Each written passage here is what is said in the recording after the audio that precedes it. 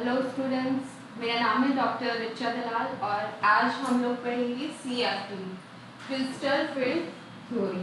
तो CFT से पहले आई थी हमारे पास VBT वैलेंस बॉन्ड थ्योरी। तो वैलेंस बॉन्ड थ्योरी ने क्या बोला था कि मेटल और लिगेंड के बीच की बॉन्डिंग होती है कोवलेंट, लेकिन CFT ने बोला कि मेटल और लिगेंड के बीच की बॉन्डिंग प्योरली आयनिक होती है।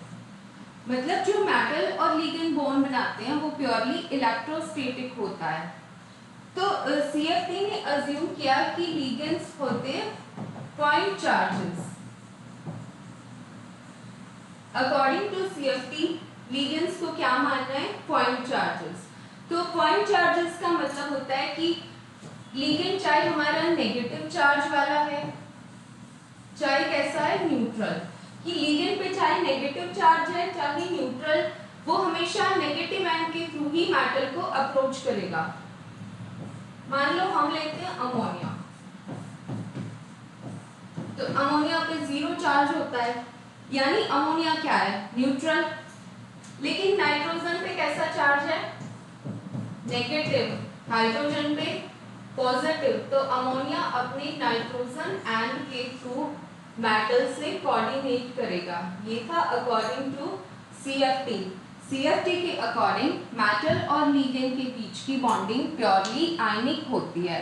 मतलब लिगेंड चाहे नेगेटिव चार्ज का है चाहे न्यूट्रल है, हमेशा अपने नेगेटिव एंड के थ्रू ही वो मेटल को कोऑर्डिनेट करेगा। हमें पता है मेटल के पास 5 d ऑर्बिटल होते हैं।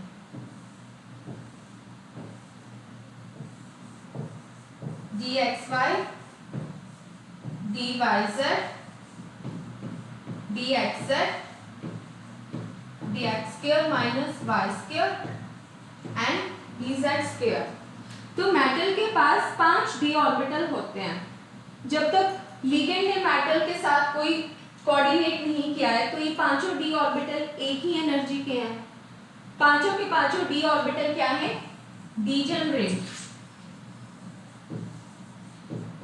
लेकिन जैसे ही लिगेंड मेटल को अप्रोच करता है तो इन ऑर्बिटल्स की स्प्लिटिंग हो जाती है। जैसे ही लिगेंड मेटल को अप्रोच करता है तो इन ऑर्बिटल्स की स्प्लिटिंग हो जाती है और इसी स्प्लिटिंग को बोलते हैं हम क्रिस्टल फील्ड स्प्लिटिंग।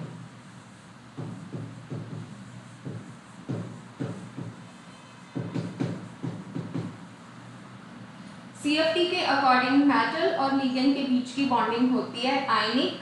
लिगेंड को माना था पॉइंट चार्ज, कि चाहे लिगेंड नेगेटिव चार्ज वाला है चाहे कैसा है, न्यूट्रल, हमेशा अपने नेगेटिव एंड के थ्रू ही वो मेटल से कोऑर्डिनेट करेगा। मेटल के पास 5 तरीके के d ऑर्बिटल होते हैं। जब तक लिगेंड ने मेटल के साथ कोई कम्युनिकेट नहीं किया है, पांचों d ऑर्बिटल एक ही एनर्जी के हैं। लेकिन जैसे ही लिगेंड मेटल को अप्रोच करता है इन ऑर्बिटल्स की स्प्लिटिंग हो जाती है और इसी स्प्लिटिंग को क्या बोलते हैं? Crystal field splitting. नेक्स्ट है crystal field splitting in octahedra complexes.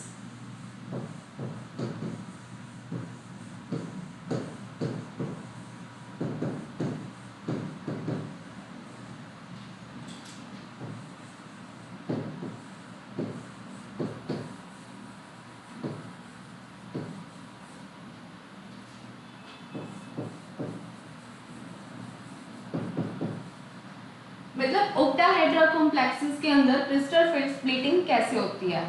लेकिन इससे पहले हमें पता होना चाहिए कि d ऑर्बिटल्स होते कितने टाइप्स के हैं? Types of d orbitals. अभी जो हमने पढ़ा था कि मेटल के पास 5 तरीके के d ऑर्बिटल्स होते हैं, इनकी भी 2 टाइप्स होती है।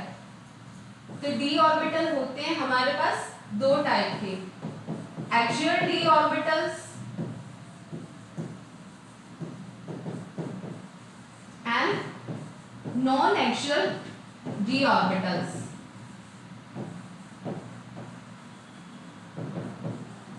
जो 5 तरीके के d ऑर्बिटल्स थे वो भी हमारे पास 2 तरीके के होते हैं, axial d orbitals and non axial d orbitals.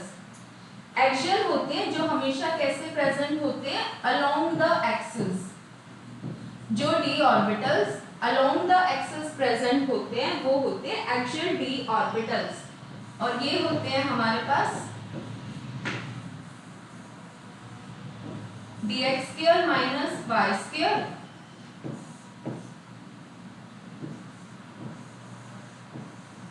And dz square. Axial orbitals जो प्रेजेंट होते हैं अलोंग द एक्सिस ये होते हैं dx square minus Y square and dz square.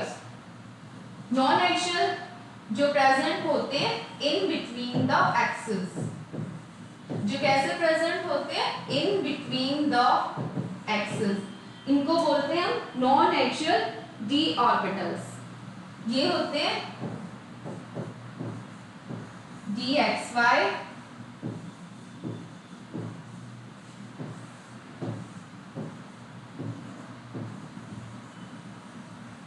dyz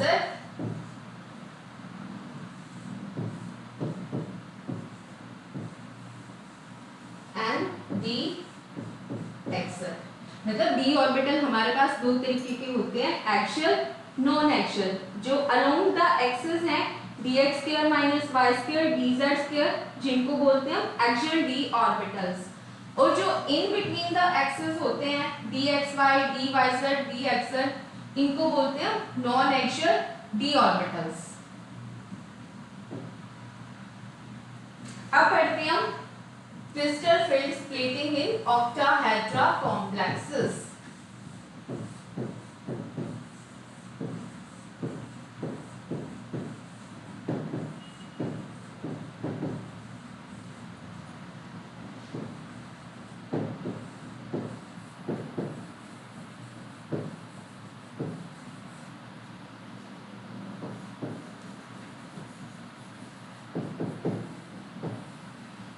सबसे पहले तो ऑक्टाहेड्रा कॉम्प्लेक्स होते क्या हैं, जहां पे एक मेटल को 6 लिगेंड सराउंड करते हैं। जब एक मेटल को 6 लिगेंड सराउंड करते हैं वो होते हैं ऑक्टाहेड्रा कॉम्प्लेक्सेस। तो हमें पढ़नी है crystal field splitting in octahedra complexes. शुरू में हमारे पास मेटल के पास है 5 d orbitals, dxy dyz dxz dx square minus Y square and dz square. Metal के पास 5 d ऑर्बिटल है, पांचों डीजेनरेट हैं। अब तक कोई लिगेंड आया ही नहीं है। मेटल के पास 5 d ऑर्बिटल हैं, पांचों डीजेनरेट हैं। तो ऑक्टाहेड्रा कॉम्प्लेक्स में क्या होता है कि लिगेंड मेटल को अप्रोच करते हैं along the axis, ligand metal को अप्रोच करते हैं अलोंग द एक्सिस। तो मतलब जो एक्सियल ऑर्बिटल्स हैं वो फेस करेंगे डायरेक्ट रिपल्शन। जो भी चीज डायरेक्ट रिपल्शन फेस करती है उसकी एनर्जी बढ़ जाती है, और हमेशा हम नीचे लिखते हैं उस चीज को जिसकी एनर्जी कम होती है, जो स्टेबलाइज होती है। तो ऑक्टाहेड्रा कॉम्प्लेक्स में लिगेंड हमेशा अप्रोच करते हैं मेटल को अलोंग द एक्सिस। तो जो एक्सियल ऑर्बिटल है वो डायरेक्ट रिपल्शन फेस करेंगे, उनकी एनर्जी बढ़ जाएगी। अभी हमने पढ़ा एक्सियल ऑर्बिटल्स कौन से थे, dx square minus Y square dz square. अगर मान लो एक्सियल ऑर्बिटल की एनर्जी बढ़ गई तो अपने आप नॉन एक्सियल की क्या होगी, कम होगी। नॉन एक्सियल थे हमारे पास dxy dyz dxz। एनर्जी बढ़ी है घटी है तो इन दोनों लेवल के बीच में कुछ ना कुछ क्या होता है, एनर्जी गैप, जिसको बोलते हैं हम डेल्टा ओ। ये होता है क्रिस्टल फील्ड स्प्लिटिंग। तो axial orbitals direct repulsion face करते हैं, इनकी एनर्जी बढ़ जाती है। नॉन एक्सियल ऑर्बिटल इनकी एनर्जी कम हो जाती है। तो ऑक्टाहेड्रा में हम नॉन एक्सियल ऑर्बिटल्स को डिनोट करते हैं T2G से। T2 मतलब ट्रिपली डीजेनरेट, T2 का मतलब होता है ट्रिपली डीजेनरेट। ये टर्म आती है हमारे पास ग्रुप थ्योरी से। G का मतलब जिराडे, जिराडे होता है सेंटर ऑफ सिमेट्री के लिए। जैसे ऑक्टाहेड्रा है, एक मेटल को 6 लिगेंड सराउंड कर रहे हैं तो इसके पास सेंटर ऑफ सिमेट्री होती है, हम इसको बीच में से एग्जैक्टली काट सकते हैं, इसीलिए ये टर्म G यहाँ पे यूज होती है। और जो बचे एक्सियल ऑर्बिटल्स, इनको लिखते हैं Eg से। E का मतलब डबली डीजनरेट,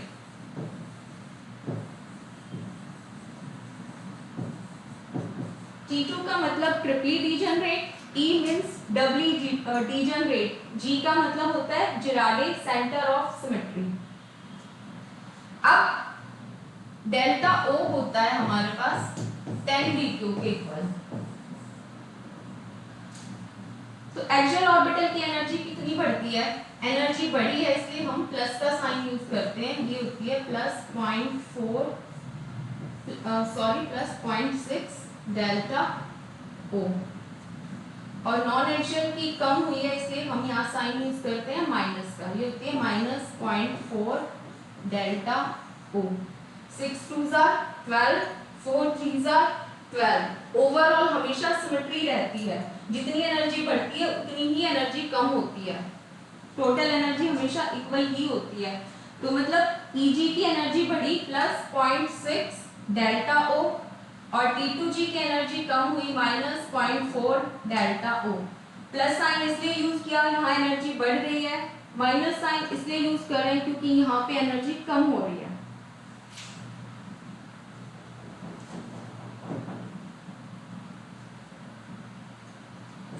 नेक्स्ट आता है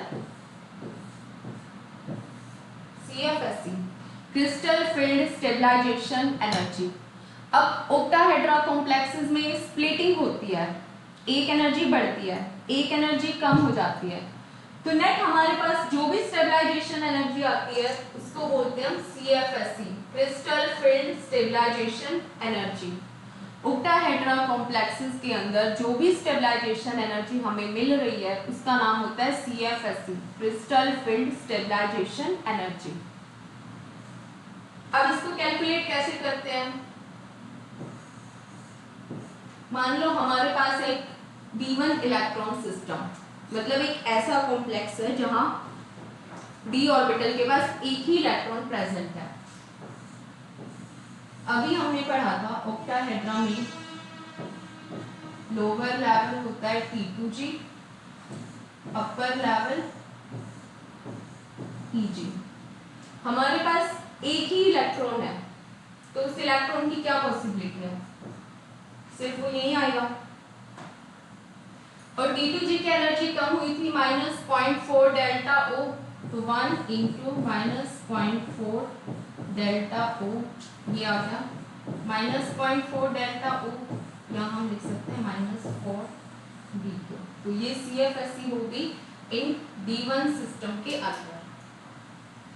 मान लो हमारे पास D2 है, एक और इलेक्ट्रॉन यहाँ आ जाएगा, तो 2 × -0.4, ये हो जाएगा -0.8 डेल्टा O। मान लो D3 है, तो 3 से कर देंगे, -1.2 डेल्टा O। तो D3 तक तो हमारे पास एक ही पॉसिबिलिटी थी कि तीनों इलेक्ट्रॉन नीचे ही आएंगे, एक ही ऑर्बिटल में T2G के पास ही जाएंगे। बट मान लो हमारे पास है D4 सिस्टम,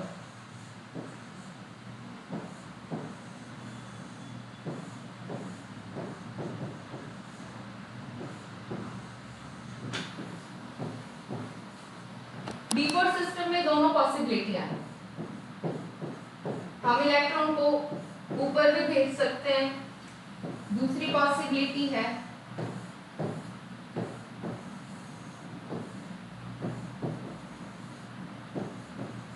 कि इलेक्ट्रॉन यहीं पे पेयर अप हो जाए। मींस D4 सिस्टम में हमारे पास दोनों पॉसिबिलिटी है, इलेक्ट्रॉन Eg में भी जा सकता है, यही फोर्थ इलेक्ट्रॉन यहाँ पे पेयर अप भी हो सकता है। अब कौन सी कंडीशन में क्या होगा ये डिपेंड करता है डेल्टा O पे एंड पेयरिंग एनर्जी। अब पेयरिंग एनर्जी क्या होती है? जब भी इलेक्ट्रॉन को पेयर अप कराना होता है, इलेक्ट्रॉन को पेयर अप कराने के लिए जो एनर्जी लगती है वो होती है पेयरिंग एनर्जी। तो मान लो डेल्टा O बहुत कम है और पेयर कराने के लिए एनर्जी बहुत ज्यादा है। मान लो कि डेल्टा O तो बहुत कम है, पेयर कराने के लिए एनर्जी बहुत ज्यादा है, तो इलेक्ट्रॉन क्या चाहेगा? वो कम एनर्जी ले, डेल्टा ओ को क्रॉस करे, यहाँ चला जाए। मींस अगर डेल्टा ओ बहुत कम है और पेयर कराने के लिए एनर्जी बहुत ज्यादा है तो इलेक्ट्रॉन चाहेगा कि वो कम से कम एनर्जी ले, डेल्टा ओ को क्रॉस करे, सीधा चला जाए Eg के अंदर। तो यहाँ बनेगा हमारे पास high spin complex. High spin का मतलब मैक्सिमम जहां स्पिन होती है, चारों इलेक्ट्रॉन अनपेयर्ड हैं, जहां मैक्सिमम स्पिन होती है उनको बोलते हैं हम हाई स्पिन कॉम्प्लेक्स। तो अगर डेल्टा ओ बहुत कम है, पेयर कराने के लिए एनर्जी चाहिए वो बहुत ज्यादा है, तो इलेक्ट्रॉन पेयरिंग की बजाय नेक्स्ट Eg ऑर्बिटल में चला जाएगा और जो हमारे पास कॉम्प्लेक्स बनेगा वो होगा हाई स्पिन कॉम्प्लेक्स। नेक्स्ट है अगर डेल्टा ओ बहुत ज्यादा है और पेयर कराने के लिए जो एनर्जी चाहिए वो बहुत कम है। हम मान लो कोई चीज खरीदने जाते हैं तो क्या सोचते हैं, जो चीज सबसे कम है, कम रेट में हमें मिल रही है, हम उसको लें। तो सेम केस इलेक्ट्रॉन के साथ भी है। अगर पेयर कराने के लिए एनर्जी कम लग रही है और डेल्टा ओ बहुत ज्यादा है तो इलेक्ट्रॉन चाहेगा कम से कम एनर्जी लेके वो पेयर अप हो जाए, यानी कि वो लो स्पिन कॉम्प्लेक्स फॉर्म करता है। लो स्पिन का मतलब जहां स्पिन कम होती है। यहाँ पे नेट स्पिन कितनी है, हाफ हाफ 1, यहाँ तो 0 है। तो जहां स्पिन ज्यादा होती है वो होते हैं high spin complex. Net spin जहां कम हो जाती है वो होते हैं लो स्पिन कॉम्प्लेक्स। तो अगर हमारे पास डेल्टा ओ कम है, पेयरिंग एनर्जी ज्यादा है, तो जो कॉम्प्लेक्स फॉर्म होंगे वो हाई स्पिन, और अगर डेल्टा ओ ज्यादा है, पेयरिंग एनर्जी कम है, तो कॉम्प्लेक्स होंगे लो स्पिन कॉम्प्लेक्स। अब इन दोनों केस में CF निकाल लेते हैं। 3 into -0.4 delta o plus 1 into 0.6, ये जाएगा -0.6 डेल्टा ओ, और यहाँ 4 इंटू -0.4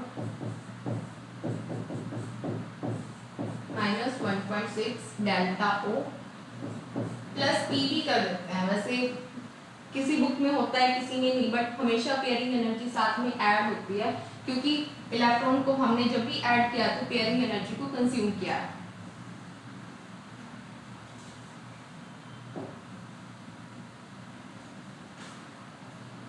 नेक्स्ट है factors affecting the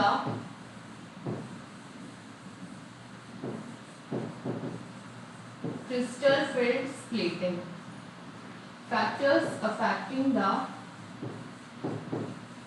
crystal field splitting.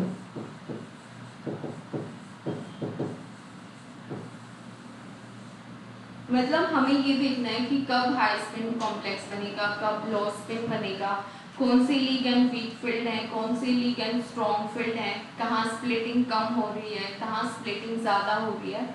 तो हम पढ़ेंगे कौन से फैक्टर्स हैं जो इफेक्ट करते हैं क्रिस्टल फील्ड स्प्लिटिंग को। सबसे पहला होता है हमारे पास नेचर ऑफ द लिगेंड।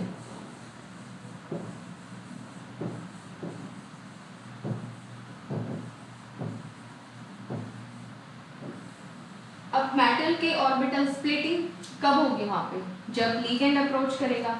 तो सबसे पहला केस तो यही है, nature of the ligand. Incoming ligand किस टाइप का है, हमारे पास इसके लिए एक सीरीज होती है, स्पेक्ट्रोकेमिकल सीरीज, और ये सीरीज क्रैम करनी होती है। स्पेक्ट्रोकेमिकल सीरीज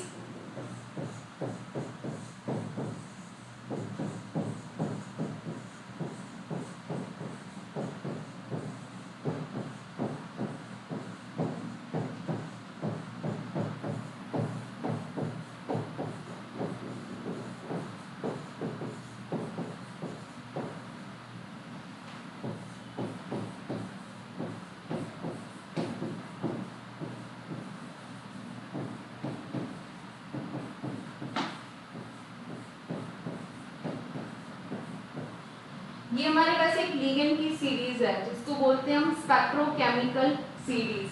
तो इस लिगेंड के अंदर हमने यहाँ सीरीज में हमने अलग अलग लिगेंड्स को अरेंज कर रखा है। आयोडीन से लेकर साइनाइड कार्बोनियल तक। तो जैसे हम इस साइड जा रहे हैं डेल्टा ओ इंक्रीज हो रहा है, मतलब डेल्टा ओ बढ़ रहा है। तो जो लिगेंड्स डेल्टा ओ को कम स्प्लिट अप करते हैं वो होते हैं weak field ligands. Weak field ligands हमेशा बनाते हैं हाई स्पिन कॉम्प्लेक्स।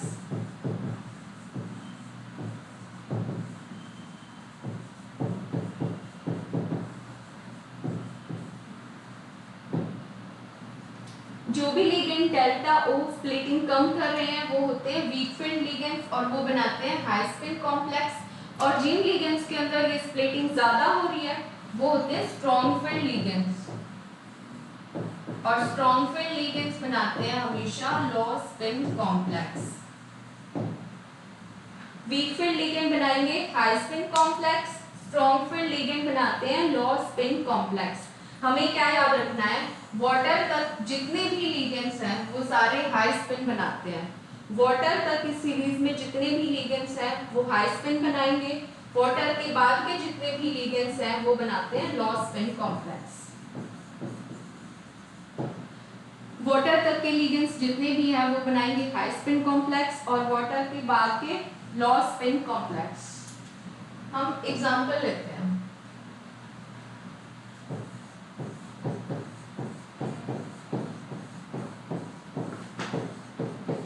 हमारे पास एक कॉम्प्लेक्स है FeH2O6, चार्ज है इस पे 3+। तो अभी हमने पढ़ा वाटर तक के लिगेंड्स क्या बनाते हैं हाई स्पिन। तो ये कैसा कॉम्प्लेक्स हो जाएगा, हाई स्पिन। एक और एग्जांपल लेते हैं।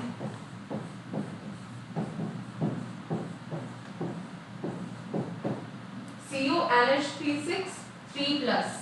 तो यहाँ पे क्या है हमारे पास अमोनिया। और अभी पढ़ा था वाटर के बाद के लिगेंड्स क्या बनाते हैं लो स्पिन। तो ये कैसा कॉम्प्लेक्स हो जाएगा, लो स्पिन कॉम्प्लेक्स।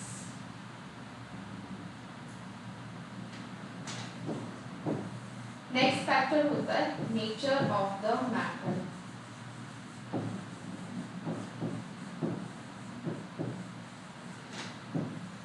कि खुद मेटल का नेचर कैसा है। ट्रांजिशन सीरीज पढ़ते हैं हम लोग, 3D series, 4D series, 5D series.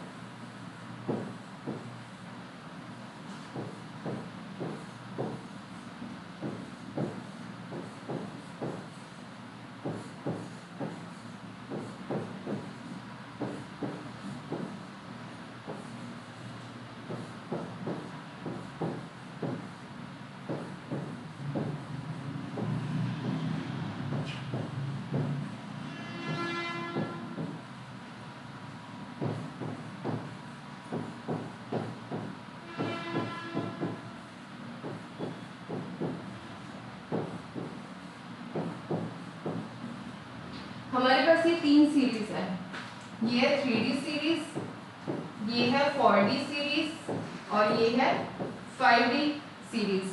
Second factor है हमारा नेचर ऑफ द मेटल। तो हमने देखी 3D सीरीज, 4D और 5D। तो जब हम 3D से 4D और 4D से 5D सीरीज में आ रहे हैं तो डेल्टा O ऑलमोस्ट डबल हो जाता है। जब हम 3D से 4D, 4D से 5D सीरीज की तरफ जा रहे हैं तो डेल्टा O ऑलमोस्ट डबल हो जाता है। मींस 4D और 5D सीरीज हमेशा क्या बनाएंगी लो स्पिन कॉम्प्लेक्स, चाहे हमारे पास कोई भी लिगेंड हो। जब भी हम 3D से 4D, 4D से 5D सीरीज में आ रहे होते हैं तो डेल्टा O ऑलमोस्ट डबल हो जाता है।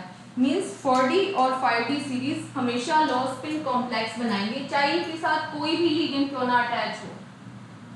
तो हम एग्जांपल लेते हैं।